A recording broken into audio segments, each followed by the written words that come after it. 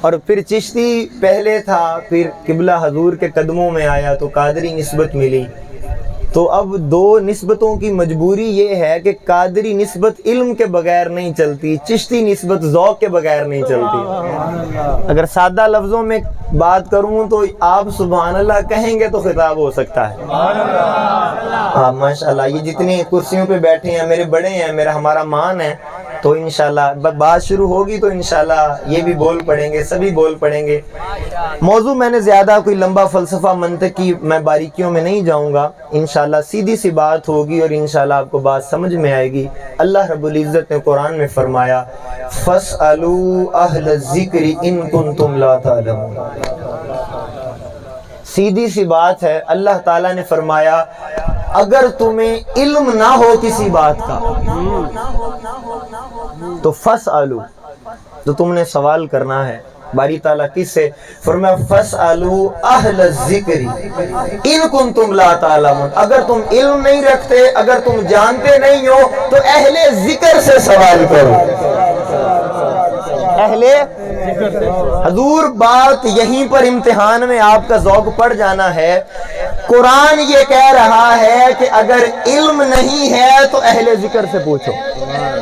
اگر تمہیں علم نہیں ہے تو اہل ذکر سے پوچھو. اب میں آپ سے ایک سوال کرتا ہوں، مجھے یہ بتاؤ سوال اہل علم سے ہوتا ہے یا اہل ذکر سے ہوتا ہے؟ سوال اہل علم سے ہوتا ہے، مگر قرآن اس مقام پر فرما رہا ہے کہ فَاسْأَلُوا أَهْلَ الذِّكْرِ إِن كُنتُمْ لَا تَعْلَمُونَ. تم نے سوال اہل ذکر سے کرنا.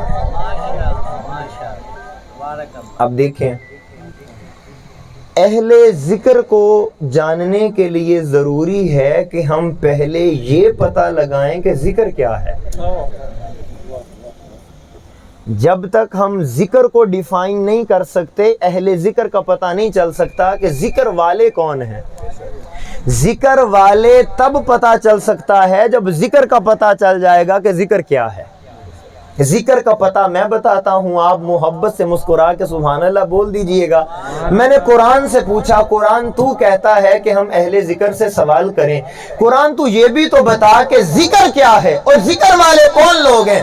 تو قرآن کہتا ہے اِنَّا نَحْنُ نَزَّلْنَا الذِّكْرَ وَإِنَّا لَهُ لَحَافِظُونَ. قرآن کے بارے میں فرمایا گیا کہ ہم نے اس ذکر کو نازل کیا اور ہم ہی اس کی حفاظت کرنے والے ہیں. پتہ چلا قرآن کو اللہ نے ذکر کہا ہے. قرآن کو اللہ نے ذکر قرار دیا ہے. اب جب قرآن ذکر ہے، خالد بھائی توجہ، عبد الرحمن بھائی توجہ، شیخ صاحب، حاجی صاحب توجہ قبلہ، جب قرآن ذکر ہے تو اب ذکر والے وہی ہو سکتے ہیں یا جنہوں نے قرآن بچایا ہو یا قرآن سنایا ہو. آپ کی آواز کم آئی ہے یار، ہاتھ اٹھا کے بولیے ذرا سبحان. دیکھیے اللہ کہہ رہا ہے کہ تم ذکر والوں سے سوال کرو. ذکر قرآن ہے تو مطلب یہ ہے کہ قرآن والوں سے سوال کرو، اپنا سوال قرآن والوں کے آگے کرو. اب دیکھیں جب ذکر قرآن ہے تو ذکر والے وہی ہو سکتے ہیں جنہوں نے قرآن بچایا ہو یا سنایا ہو. میں یہ دو سوال ذہن میں رکھ کر جب کربلا میں دیکھتا ہوں تو مجھے نظر آتا ہے قرآن سنانے والے بھی پنجتن ہیں، بچانے والے بھی پنجتن ہیں. قرآن سنایا بھی حسین نے ہے اور بچایا بھی حسین نے ہے. جن کا ایمان ذرا ہاتھ کھڑ کے ذرا سبحان اللہ ہو جائے. دوستان محترم، اب ذرا تھوڑی سی میں اس بات پر، یہ جو قرآن کا حسین سے رشتہ کیا ہے، یہ قرآن کا حسین سے قبلہ رشتہ کیا ہے. کل میں نے صرف 2 وجوہات بیان کی تھی، انشاءاللہ آج پنجتن کی نسبت 5 وجہ بیان کروں گا. قرآن اور حسین کا رشتہ کیا ہے، یہ کیا وجہ ہے، میں یہ بات کیوں دہرا رہا ہوں، آپ فیصلہ کریں. دیکھیے ذرا کربلا کے اندر میرے امام کے سامنے عباس کے بازو بھی کٹ گئے. میرے امام کے سامنے ننھی سکینہ بھی پیاسی رہی ہے، میرے امام کے سامنے قاسم کی جوانی بھی قبلہ قربان ہوئی ہے، میرے امام کے سامنے 6 ماہ کا ننھا علی اصغر بھی قربان ہوا ہے، میرے امام کے سامنے علی اکبر کی جوانی بھی گئی ہے، لیکن کیا وجہ ہے؟ حسین سب کچھ برداشت کر رہا ہے مگر قرآن نہیں چھوڑ رہا۔ یہ کیا وجہ ہے؟ یہ حسین کا قرآن سے رشتہ کیا ہے؟ پہلی وجہ میں بتانے لگا ہوں، یہ حسین کا قرآن سے رشتہ کیا ہے۔ میں آپ کی محبتوں کا منتظر رہوں گا۔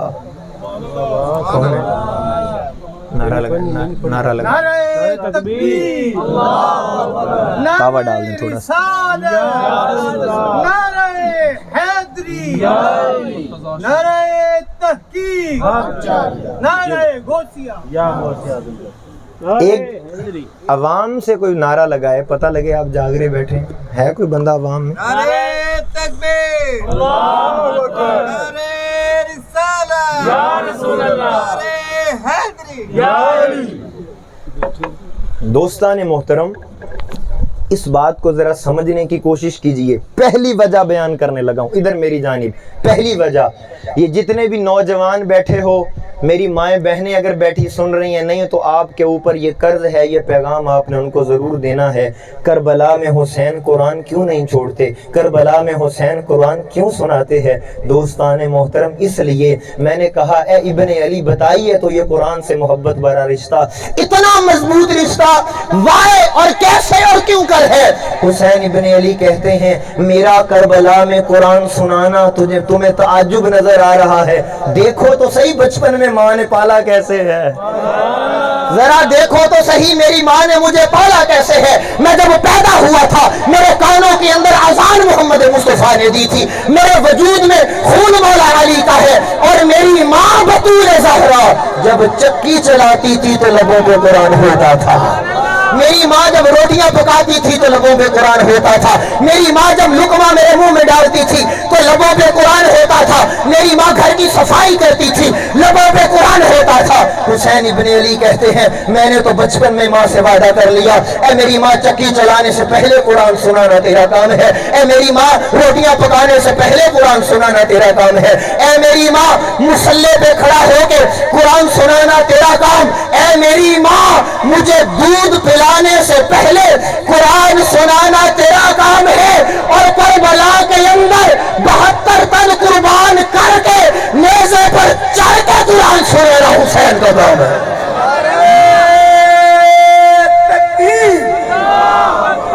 نعرہ رسالت، نعرہ حیدری۔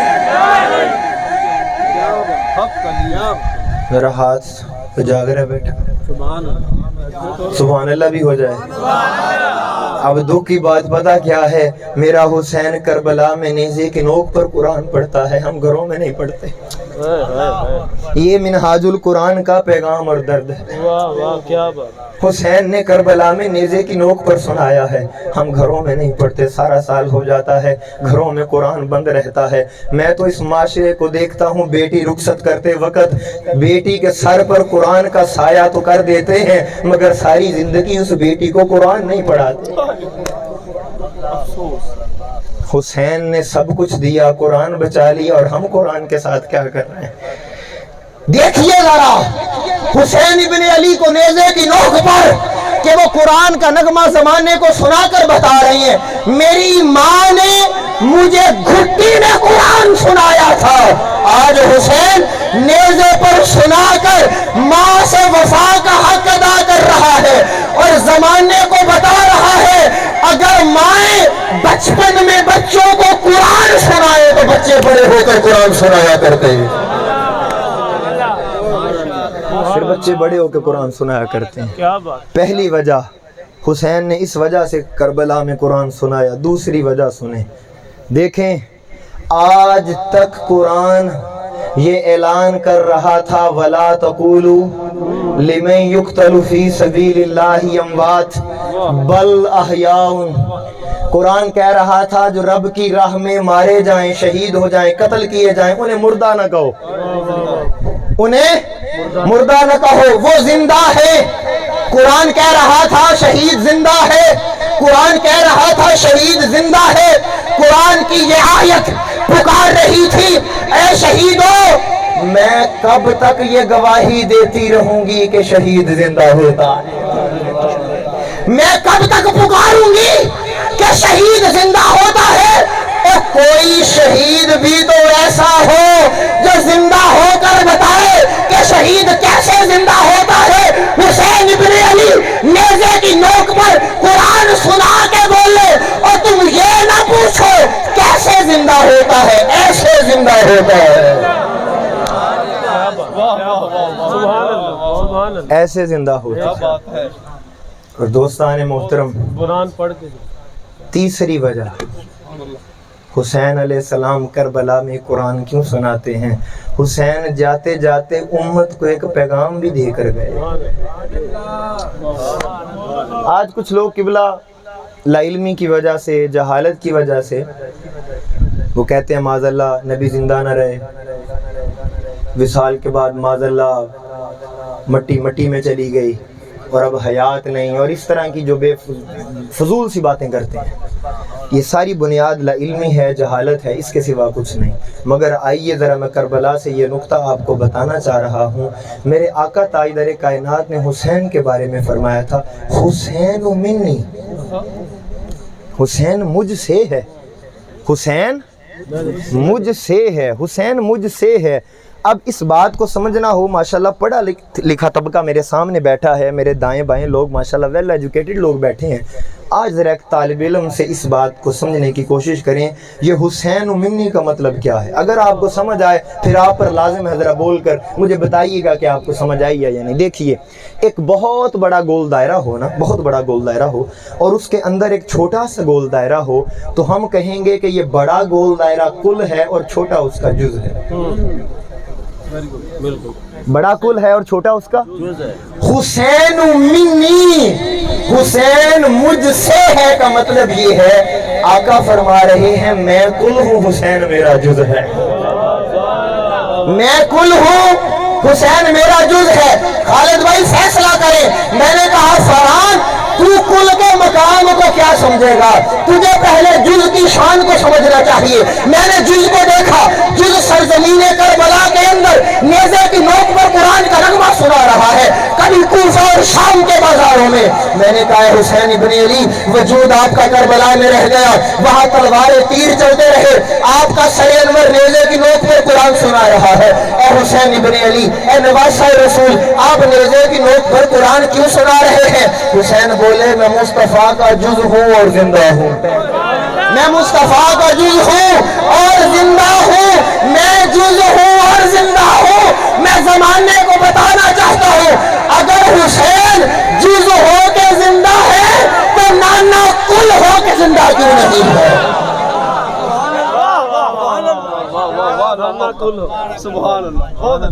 अगर मैं जुज़ हो के जिंदा हूँ तो फिर जो मेरा नाना कुल है उसकी जिंदगी का हाल क्या है? कितने नुक्ते हो गए? 3 हो गए जी, 4 हो गए जी। पंजवा नुक्ता ए हुन नुक्ता जरा थोड़ा जरा बर्दाश्त करना मुश्किल हो जाएगा। हुसैन जाते जाते, किबला देखें आज हर कोई कह रहा है मैं हुसैन। हाँ, इस बात पर कोई और ना बोले मुझे गम नहीं रहेगा, लेकिन मिनहाजुल कुरान वालों तुम्हारे लिए, तुम बात समझोगे पूरी बारीकी के साथ। मेरे आका ताजदार कायनात, आज हर कोई ये दावा करता है भाई मैं हुसैनी, मैं हुसैनी, मैं हुसैनी, मैं हुसैनी, मैं हुसैनी। हुसैन जाते जाते ये भी बता गए कि मेरे नाम पर अकीदतें ना लुटाना, मैं बताता हूँ हुसैनी कौन है। नारे तकबीर, नारे रिसालत, नारे हैदरी, नारे तहकीक। माशाल्लाह मिनहाजुल कुरान का फ़ख्र मोहतरमुल मुकाम इज़्ज़त माब हज़रत अल्लामा मुफ्ती रफ़ीक कादरी रंधावा साहब तशरीफ़ लाए। मैं आपको तशरीफ़ लाने पर दिल की अथाह गहराइयों से खुश आमदीद कहता हूँ। हजूर वेलकम, इजाज़त है? चलें, माशाल्लाह, बहुत खूब, बहुत खूब, माशाल्लाह। बिठाएं जी, मेहमानों को बिठाएं।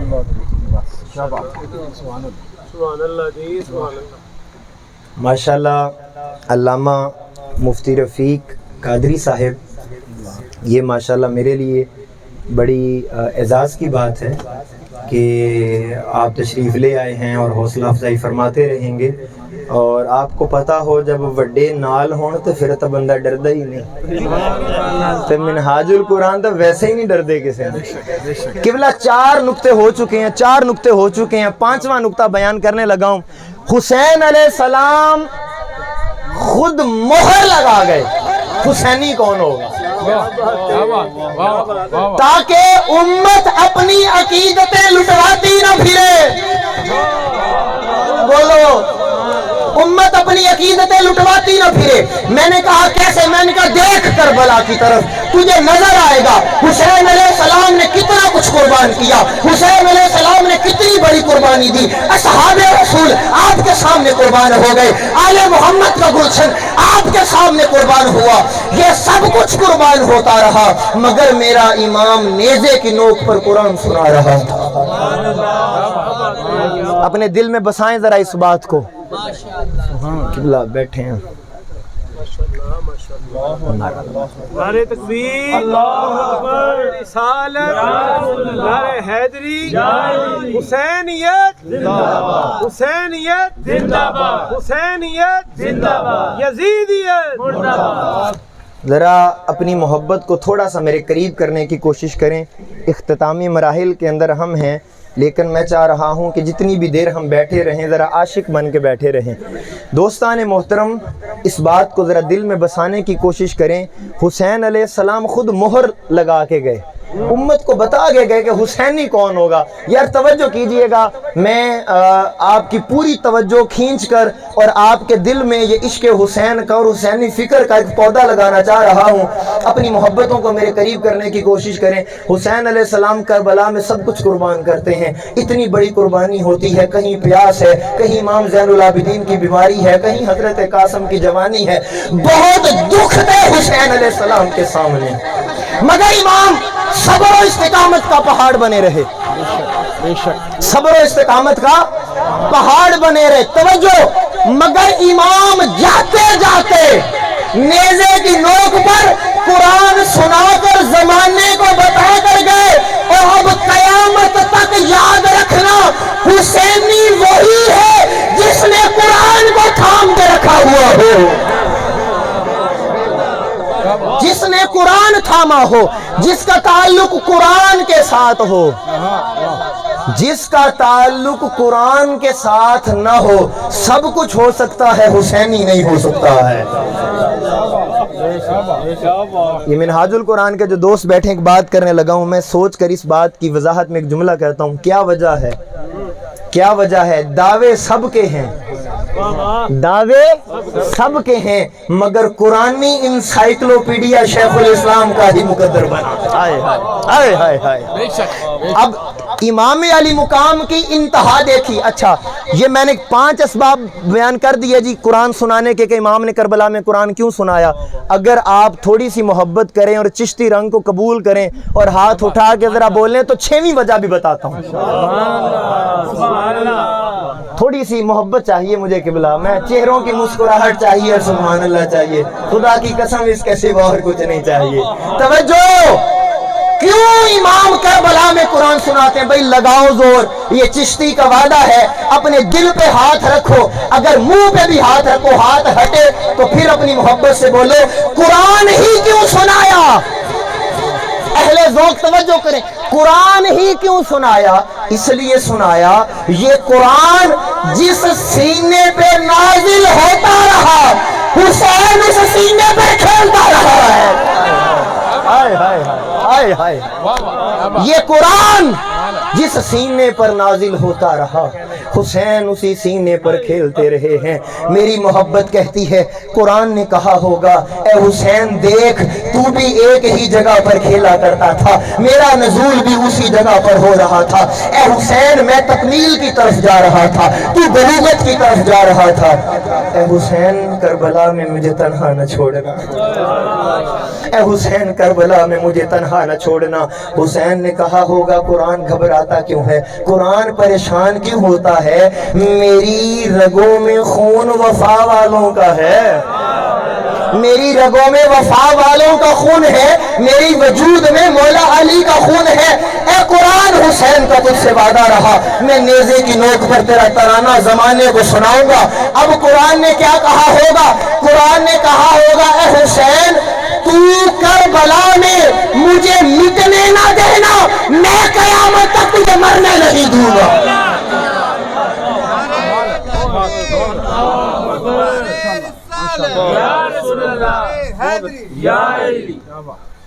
کتنے ہو گئے جی؟ 6 وجوہات ہو گئی. اگر کہیں تو 7ویں بھی عرض کروں. اور یہ منہاج القرآن ہے, یہ سمجھ رہے ہو نا گال. یہ تحدیث نعمت کے لیے علماء بیٹھے ہیں. اللہ نے اتنا نوازا ہے, اتنا نوازا ہے. ایک نقطے کے اوپر بات کرنا کافی ہوتا ہے گھنٹے 1.5 گھنٹے کے لیے, مگر آپ کی محبتوں کو سمیٹنے کے لیے 7ویں وجہ ایک اور بھی رشتہ ہے قرآن کا حسین کے ساتھ. اگر آپ دل میں جگہ دیں, قبلہ قرآن جو کہتا ہے حسین کر کے دکھاتا ہے. آئے ہائے ہائے ہائے ہائے. قرآن جو کہتا ہے حسین, بولو حسین کر کے دکھاتا ہے. ایک تو حسین نے یہ بتایا کہ شہید ایسے زندہ ہوتا ہے. سنو ذرا, ایک اور بھی حسین نے عملی تفسیر بن کے دکھائی. کیا قرآن کہتا تھا صبر کرنے والوں کے ساتھ خدا ہوتا ہے. نہیں سمجھے آپ باریکی کو. ان اللہ مع الصابرین, تو کتنا صبر کرو کہ وہ ساتھ ہو جائے. صبر کیسا ہو کہ وہ ساتھ ہو جائے, معیت ہو جائے, معیت الہیہ نصیب ہو جائے. حسین نے سب کچھ وار کے زبان پر کلمہ شکوہ نہ لا کر بتایا, اور صبر ایسا ہو تو وہ ساتھ ہو جاتا ہے. ایسا صبر ہونا چاہیے. صبر کہتے ہی اسے ہیں.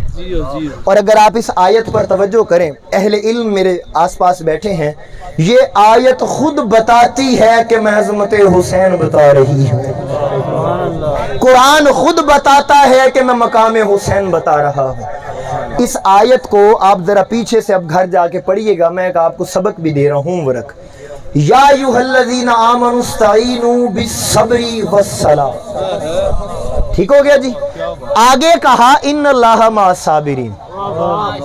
عبد الرحمان بھائی, محفلوں پہ آپ بھی بڑا جاتے ہیں, خالد بھائی, یہ سب لوگ بڑے ذوق اور علم والوں کو سننے کے عادی ہیں. وقت بھی بڑا ہوا چلا ہے, مگر تھوڑی سی محبت اور میری محنت کے ساتھ میں محبت کا تقاضا ضرور کروں گا.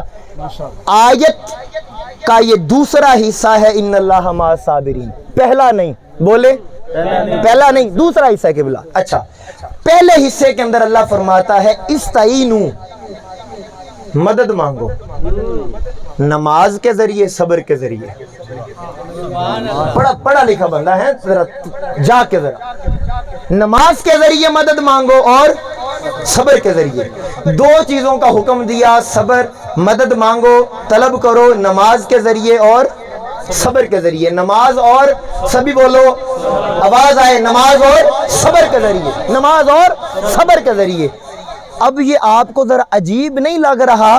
پیچھے باری تعالیٰ فرماتا ہے کہ نماز میں مدد مانگو نماز کے ذریعے اور صبر کے ذریعے. آگے فرماتا ہے ان اللہ مع الصابرین, مگر خدا صابروں کے ساتھ ہے. ہونا تو یہ چاہیے تھا, قرآن کہتا خدا نمازیوں کے ساتھ ہے اور صبر کرنے والوں کے ساتھ ہے. کیونکہ پیچھے 2 چیزیں ہیں. او بولو, پیچھے 2 چیزیں ہیں, نماز ہے اور صبر ہے. اگلا حصہ آیا تو کہا نہیں خدا صبر کرنے والوں کے ساتھ ہے. اے باری تعالیٰ نمازیوں کے ساتھ کیوں نہیں ہے؟ فرمایا اس لیے میں تو جانتا تھا ایک میدان سجے گا, نماز دونوں طرف ہوگی. ہائے ہائے ہائے ہائے, میں جانتا تھا کہ کربلا کے اندر نماز یزیدیت کی طرف بھی ہوگی, نماز حسینیت کی طرف بھی ہوگی, مگر صبر دونوں طرف نہیں ہوگا, صبر حسین کی طرف ہوگا. رب بتانا یہ چاہتا ہے تب خدا صبر کرنے والوں کے ساتھ ہوگا.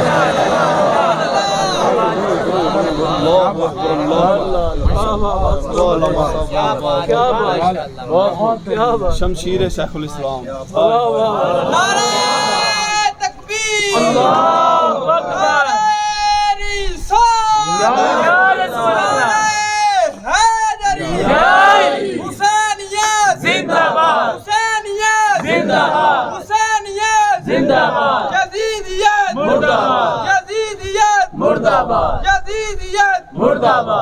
اللہ آپ کی جوانی کو سلامت رکھے. بات سمجھ میں آ رہی ہے نا؟ کتنے نقطے ہو گئے؟ چلو اتنے کافی ہیں، کیونکہ میں موضوع تھوڑا سا آگے لے کے جانا چاہ رہا ہوں. حضور اتنے کافی ہیں؟ چلیں جی.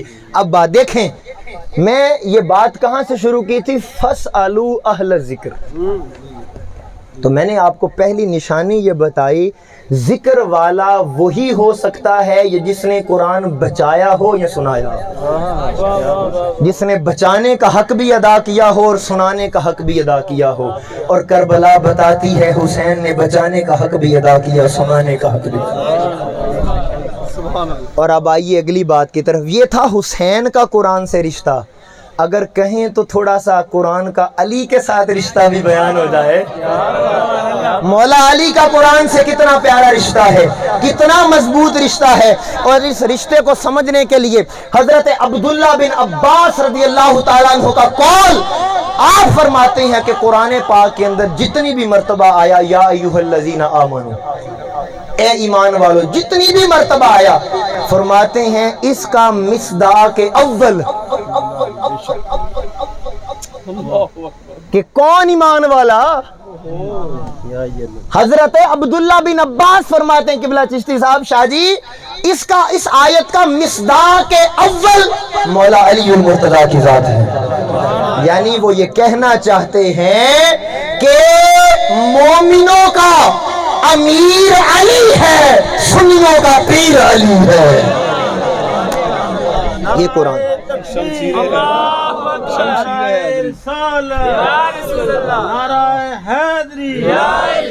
اور پھر آپ فرماتے ہیں کون؟ حضرت عبداللہ بن عباس. میں ان کے تعارف میں نہیں جاتا. آپ فرماتے ہیں قرآن کی 300 آیتیں جس ہستی کی شان میں نازل ہو اسے علی المرتضیٰ کہتے ہیں. امام احمد بن حنبل فرماتے ہیں 5000 احادیث جس کی شان میں بیان ہوئی ان کو حضرت علی المرتضیٰ کہا جاتا. اور یہاں لگتے ہاتھ ایک بات کر دوں وہ رہ نہ جائے. آج تک کتابوں کے اندر اور علماء سے ہم ایک بات سنتے ہیں، کتابوں کے اندر احادیث جن سے روایت ہوتی ہیں، جو راوی ہوتے ہیں احادیث کے، ان کی تعداد ہے فلاں صحابی سے اتنی احادیث مروی، فلاں سے اتنی، فلاں سے اتنی. آج تک یہی لوگوں کو پتا تھا کہ مولا علی علیہ السلام سے 3000 سے زائد احادیث مروی ہیں. سمجھ رہے ہیں بات؟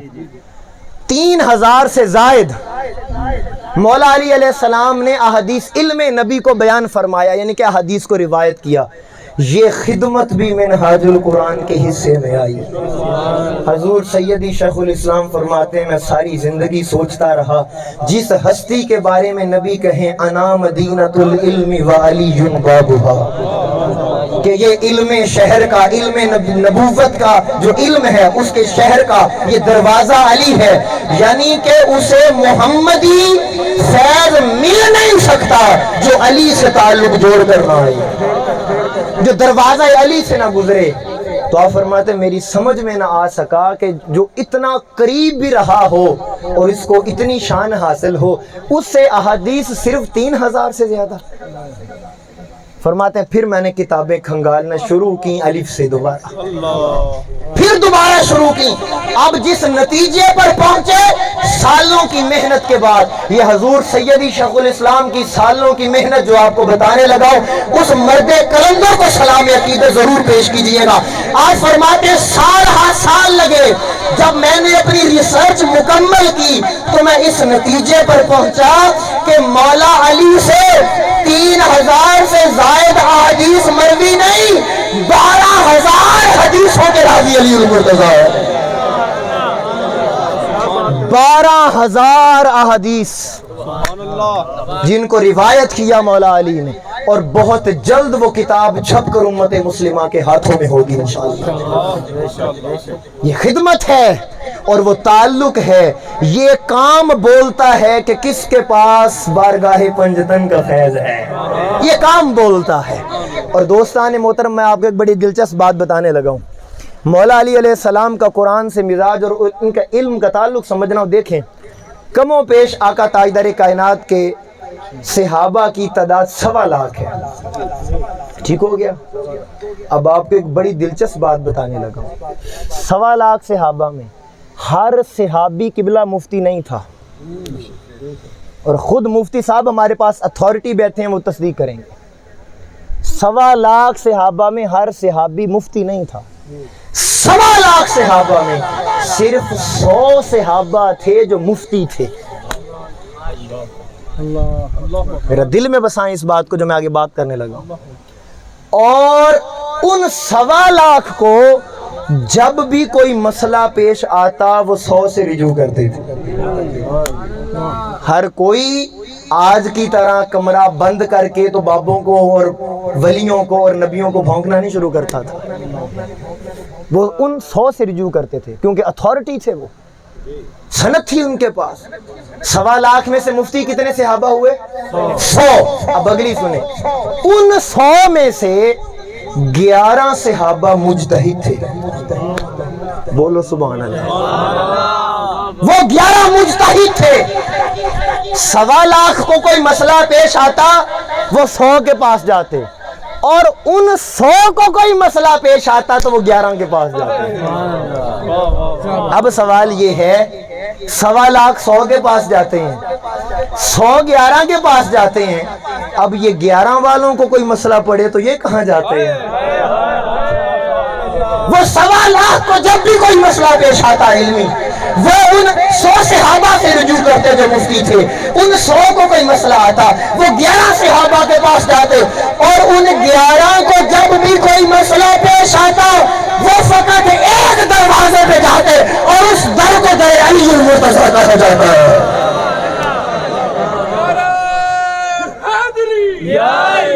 मौला अली को समझने की कोशिश करो लोगों। ये बहुत बड़े जाहिल मुतलक हैं जो आज उम्मत को सहाबा और अहले बैत के नाम पर लड़वा रहे हैं।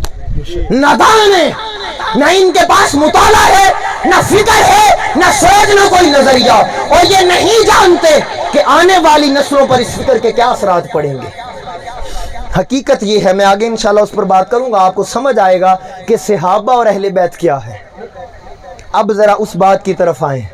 मैंने ये जो बात की, अब मुझे बताएं, हजरत उमर फारूक रजी अल्लाह ताला अन्हु जैसा सहाबी रसूल, आपको सुभान अल्लाह बोलना चाहिए था। ये वो हस्ती है जिसके बारे में मेरे आका फरमाए, उमर जिस रास्ते पर तू होता है शैतान उस रास्ते पे नहीं चल रहा। तवज्जो कीजिएगा जरा, मैं कुछ कहने लगा। वो बैठे हुए हैं, खलीफा वक्त हैं, अमीरुल मोमिनीन, मस्जिद में बैठे हैं। केस आ गया, केस आ गया। 2 यतीम बच्चों का केस था। वो आ गया कि हुजूर ये फैसला करें। तवज्जो, हज़रत उमर के पास केस आया, और हज़रत उमर मस्जिद में देखते हैं अली बैठे हुए हैं। आपकी आवाज़, मैं आपकी आवाज़ का मुंतज़िर। यकीन करें मेरे गले में बहुत ज़्यादा इन्फेक्शन है, मैं आपको बता नहीं सकता। डॉक्टर ने बड़ी सख्ती से मुझे रोका कि अभी चंद दिन आप खिताब ना करो, लेकिन ये हमारा जुनून है, ये चिश्ती रंग की तपश है, हमें सुकून इस जिक्र में मिलता है।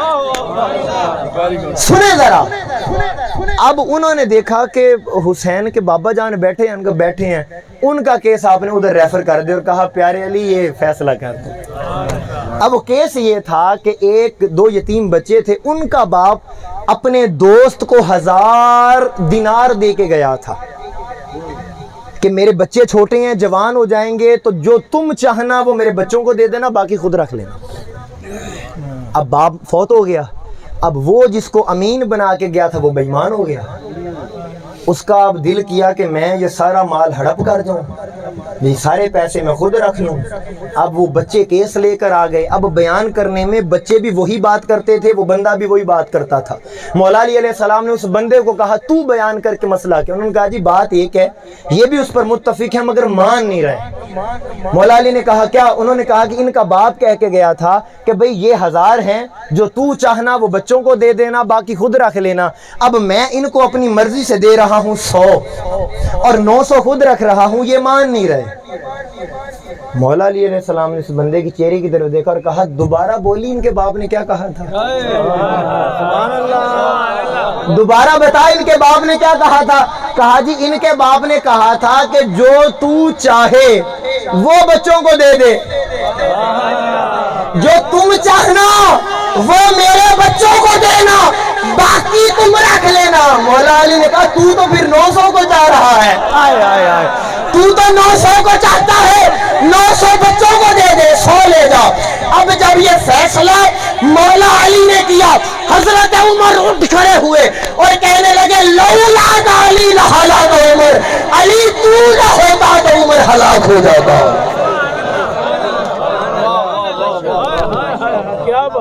آپ نہ ہوتے تو میں ہلاک ہو جاتا. اور پڑھیے کتابیں, حضرت عمر رضی اللہ تعالیٰ عنہ کا قول ہے, آپ فرماتے ہیں عجزت النساء ان تلد مثل علی بن ابی طالب. آپ فرماتے ہیں مائیں عاجز آ گئی ہیں کہ اب علی جیسا بیٹا پیدا کریں. ہن ماما علی نہیں جمنا, ہن ماما علی نہیں جمنا. وہ فرماتے ہیں. اور اب مجھے ایک بات بتائیں, جس کے زبان سے اتنی عظمت بیان ہو رہی ہو اور اس کے دل میں کوئی بغض علی ہو سکتا ہے؟ تو نہیں سمجھے آپ یار. میں ایک بات کہنے لگا ہوں, قبلہ آج ونڈ کرنی ہے ہم نے, اس مسئلے کو تو آج مکانا ہے ہم نے. آؤ ذرا شب ہجرت میں آپ کو ایک منظر دکھانا چاہتا ہوں. ذرا آپ اندازہ کیجئے, آقا تاجدار کائنات, ایک طرف مولا علی ہیں, ایک طرف مولا علی ہیں, وہ تلواروں کے سائے میں.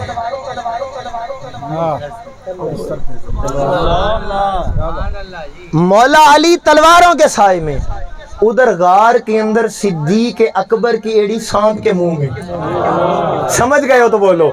ادھر تلواروں کے سائے, ادھر سانپ کا منہ.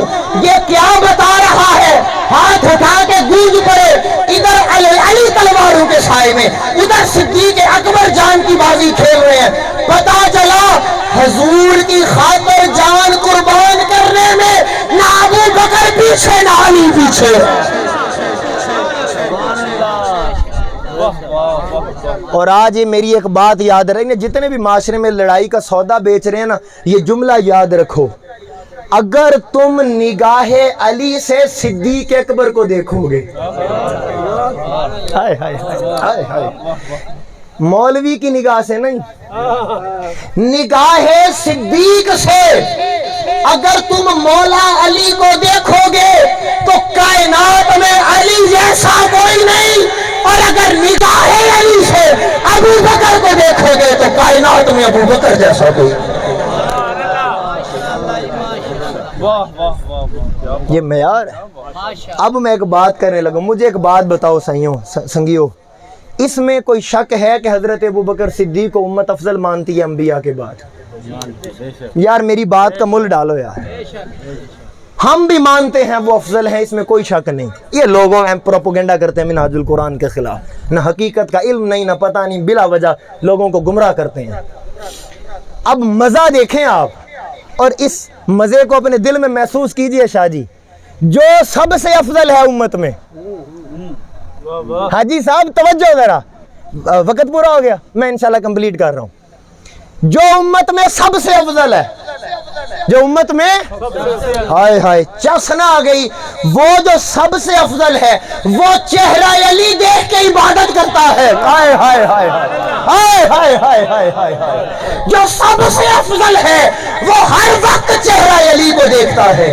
صدیقہ کائنات پوچھتی ہیں بابا جی خیرتے ہے, سارے صحابہ بیٹھے ہوتے ہیں, آپ چہرہ علی کو دیکھتے ہیں. فرمایا بیٹی صدیقہ میں تجھے کیا بتاؤں, میں نے جب سے نبی کی زبان سے سنا ہے چہرہ علی کو دیکھنا عبادت ہے, میں علی کا چہرہ دیکھ کر رب کی عبادت کرتا ہوں. یہ رشتہ ہے اس قرآن کا. اور آئیے ذرا سمجھیے، ختم کر رہا ہوں، باقی انشاءاللہ تفصیلات پھر کبھی صحیح۔ ایک تو اہل ذکر وہ ہیں جنہوں نے قرآن بچایا اور قرآن سنایا، یعنی جنہوں نے ذکر کو بچایا بھی ہے اور ذکر سنایا بھی ہے۔ اور دوسری نشانی، ذکر والے وہ ہیں جن کا ذکر کبھی قضا نہیں ہوتا، جن کا ذکر کبھی ہائے ہائے سید تو صحیح طے تک جاتا ہے نا کہ بات ہو کیا رہی ہے۔ آج ایک دوسرے اینگل سے قبلہ مفتی صاحب ایک بات کریں، لوگ یہی جانتے ہیں مولا علی کی خاطر سورج پلٹایا گیا، مولا علی کی خاطر سورج پلٹایا گیا۔ میں نے کہا آج اس طالب علم سے سن اس کا فلسفہ کیا تھا۔ ذکر والے وہ ہیں جن کا ذکر کبھی قضا نہ ہو۔ علی اس وجود کا نام ہے جس کی اثر قضا کی طرف جا رہی ہے، ادا کروانے کے لیے سورج بلا لیا جائے، ادا کروانے کے لیے واپس بلا لیا جائے۔ اور آخری بات، اور اس پر ختم کرنا چاہوں گا، علی اس ہستی کو کہتے ہیں جو آتا کعبے میں ہے، علی اس ہستی کو کہتے ہیں جو آتا، یہ گواہی دے دو ذرا ہاتھ اٹھا کے جو آتا، آواز آئے، علی اس ہستی کو کہتے ہیں جو آتا، آواز آئے اور اونچی، جو آتا کعبے میں ہے۔ لو سودا عشق کا اور آپ سے اجازت، لوگ کہتے ہیں ہمارے دل میں علی آ جائے، لوگ کہتے ہیں ہمارے گھر میں علی آ جائے، لوگ کہتے ہیں میرے سینے میں علی بس جائے۔ میں کہ حاجی صاحب علی کعبے میں آتا ہے، علی کا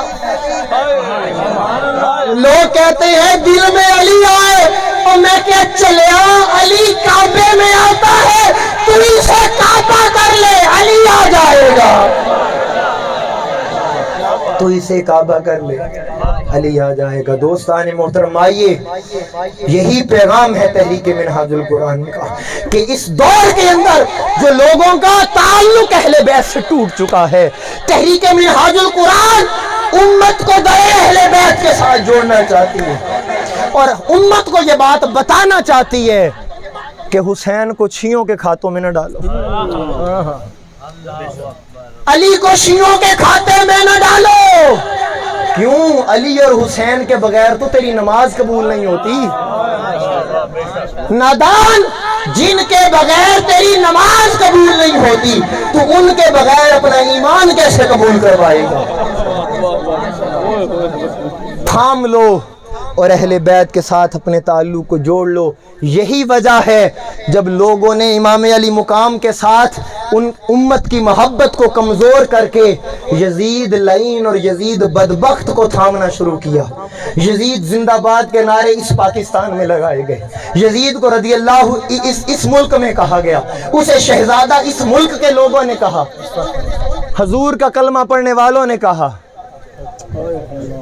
جب نوجوان نسل اس سوچ کا شکار ہو گئی اور لوگ یہاں تک بکواس کرنے لگے کہ حسین حق پر تھے یا یزید حق پر تھا، اور یہاں تک لوگ کہنے لگے کہ معاذ اللہ حسین کو یزید کی بات مان لینی چاہیے تھی، وہ شہزادہ تھا، یزید کی بیعت کر لینی چاہیے تھی، تو حضور سیدی شیخ الاسلام تڑپ اٹھے اور کہا کہ اے امت مسلمہ سنو، تم جس یزید کا دامن تھامنا چاہتے ہو، میں دعا کرتا ہوں تمہارا حشر یزید کے ساتھ ہو، ہمارا حشر حسین کے ساتھ ہو۔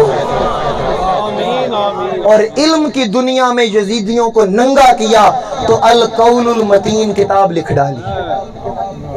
اب یہ کتاب آپ کے گھر میں اتنی ضروری ہے جتنی آپ کے گھر میں آپ کے بچے کی ماں ضروری ہے۔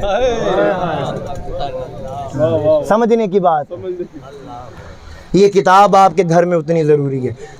اس میں حضور سیدی شیخ الاسلام نے جو سب سے بڑا کارنامہ اور سب سے بڑی علمی خدمت، آپ نے یزید کا کفر قرآن سے ثابت کیا، اور آج تک یزید کے کفر کے اوپر اختلاف چلا آ رہا ہے، ایون کہ لعنت پر بھی جواز لعنت یا عدم لعنت پر بھی اختلاف چلا آ رہا تھا، مگر حضور سیدی شیخ الاسلام نے قرآنی آیات سے استدلال کی روشنی میں اس کا کفر ثابت کیا۔ اب میں آپ سے ایک بات کر کے اجازت، جو اسی کتاب میں سے میں نے بات لی ہے، مجھے ایک بات بتاؤ، یہ اہل علم بیٹھے ہیں، جاؤ اپنی مسجد کے کہیں بھی پڑھتے ہو، کہیں بھی رہتے ہو، جہاں بھی نمازیں پڑھتے ہو، پوچھو اپنے امام سے، امام صاحب بتائیں علماء اور فقہائے کرام اس بارے میں کیا کہتے ہیں؟ اگر کوئی شخص مدینہ پاک کی توہین کرے تو اس کے بارے میں کیا حکم ہے؟ جانتے ہیں؟ وہ بندہ کافر ہو جاتا ہے۔ اب آخری لمحے ہیں، مجھے آپ کی محبتوں کا بڑا یقین ہے کہ آخری لمحوں میں آپ اس فکر کو اپنے دامن میں سنبھالیں گے۔ حضور سیدی شیخ الاسلام نے اس کتاب میں ان کو جھنجھوڑا ہے، اور میری ایک بات کا جواب تو دو، مدینہ کی گستاخی سے وہ کافر کیوں ہوا؟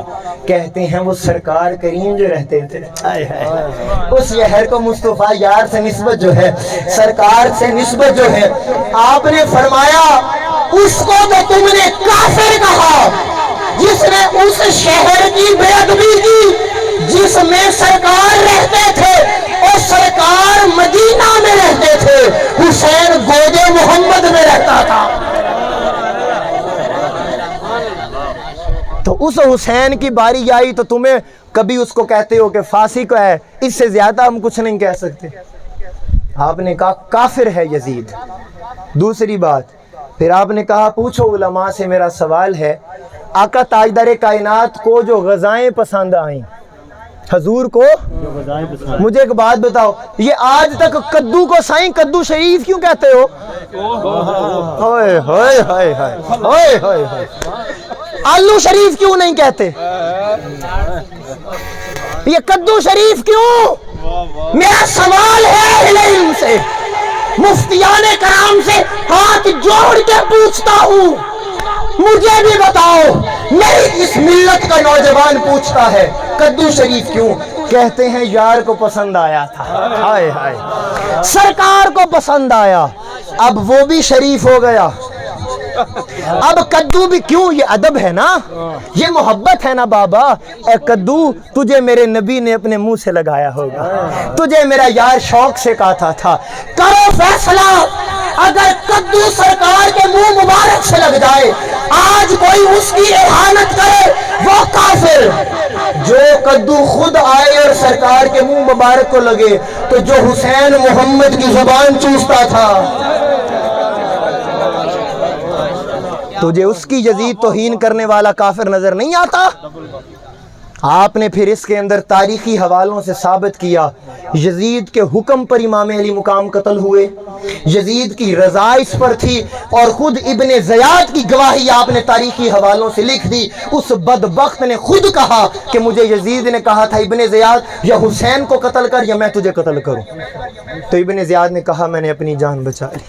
تو دوستان محترم، یہاں پر کلام ختم کر رہا ہوں، یہی منہاج القرآن کا پیغام ہے کہ آؤ اہل بیت سے جڑ جاؤ۔